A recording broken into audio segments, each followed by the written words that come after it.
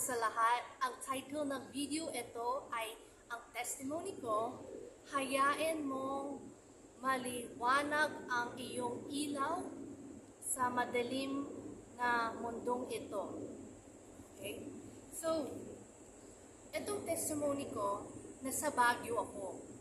And one time, I was gonna climb up yung hagdanan, and merong girlfriend and boyfriend nasa harap ko.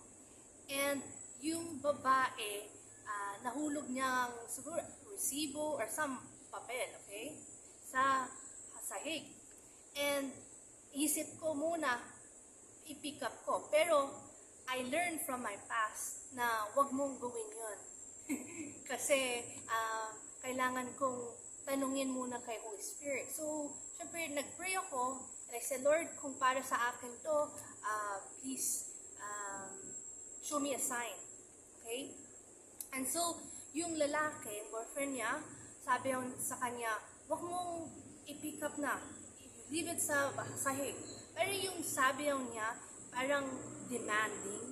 So, parang sabi ko, okay, like, I don't know, ba, what's wrong? Siguro nag-aaway sila. So, yung babae, na-try niya pick up yung papel. Pero, nahirapan siya kasi meron siyang like bote ng orange juice and she was trying to hold it, right? Get it. And so, ako doon, naawa na talaga ako. So, na-try ko yung i-pick up kasi syempre, sa harap sila, I couldn't get through unless talaga magsingit ako, right? So, once she was picking it up, anditong kamay niya, na-pick up ko dito. Parang feeling ko, sobrang bigat yung papel kasi I was picking up kasama din yung kamay niya. Alright? So, tapos when natingin siya sa akin, ang laking ngiti niya. She's like this, with her braces on. I've never seen ng babae sobrang yung ngiti niya, sobrang malaki, like that. And then sabi niya pa, thank you. Like, na-feel ko malakas ang impact ko sa kanya. And so, sabi ko, no problem. And then, naglakad siya forward and then na-split na kami. And then, so when napunta ko sa hotel, nagdasal ako. Sabi ko, Lord Jesus Christ, anong nangyari doon? Bakit parang merong laman ang thank you niya? Kasi, normally naman, I do that. Natulungan ko mga ibang tao. Pero, hindi naman ganun ng sobrang pasalamatan nila ako. You know, like with a big smile like this. And parang talaga. And sabi ko ni Jesus Christ, na pakita niya sa akin ano yung buhay niya na yun. Yung boyfriend niya, very controlling. And at that time, napuno na siya talaga. Ayaw niya na yung sa relationship. And so, na-rebelde siya sa boyfriend niya. So, na-pick up na yung resibo or papel. And sabi ko ni Jesus Christ, kasi natulungan mo siya, you let your light shine sa mundo, you became a sunshine sa buhay niya at that moment. So sabi ko, Lord, nagawa ko ng yun kasi yun ang gusto kong gawin ng mga tao. Kung meron akong kailangan gawin, alert, sana matulungan ako ng tao, gusto kong gawin nila din yun sa akin. And sabi ko, Jesus Christ, that's why preach tong na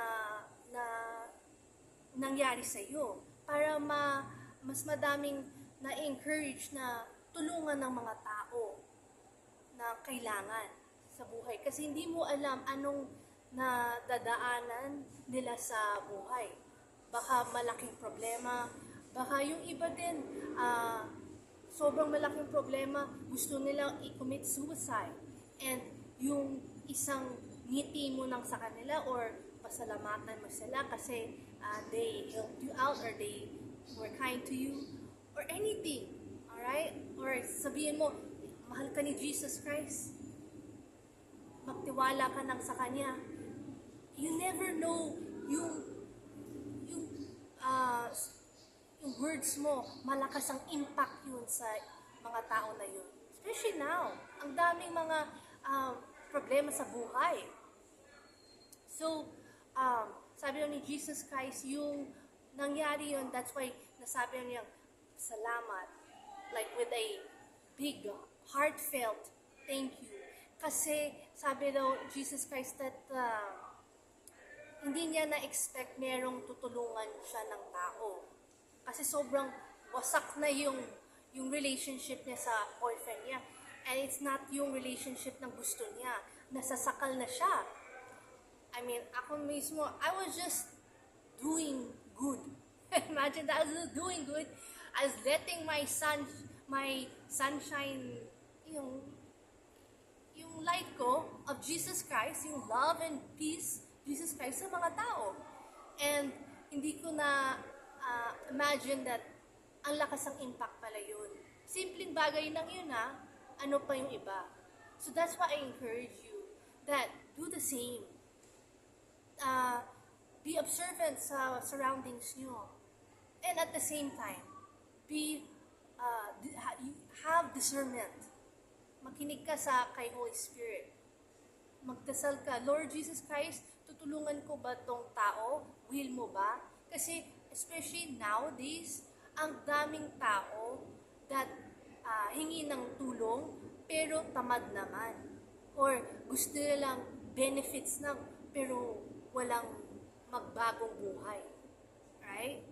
Gusto nilang hingi mga palimos.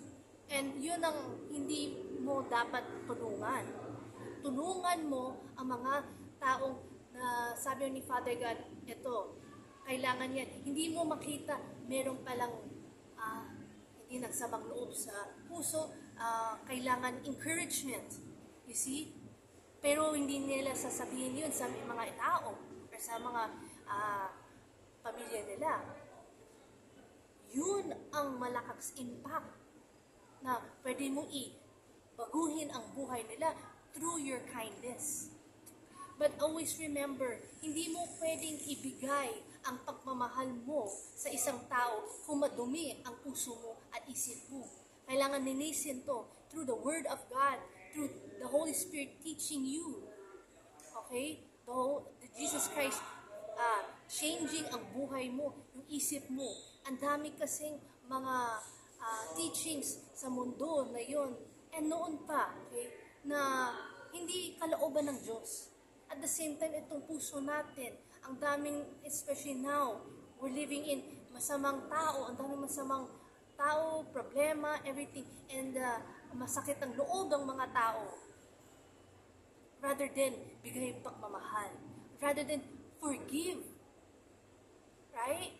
So, linisin mo muna yung puso mo at isip mo para pwede mo ibigay ang pagmamahal ni Jesus Christ sa ibang tao ng kailangan.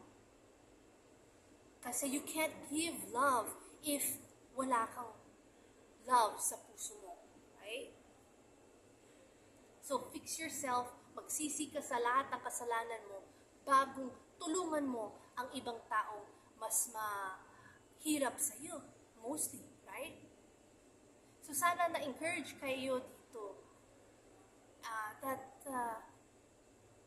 yung taong, kung ikaw yung babae na tulungan ko, that it's the same, you're going through the same experience, don't give up sa buhay.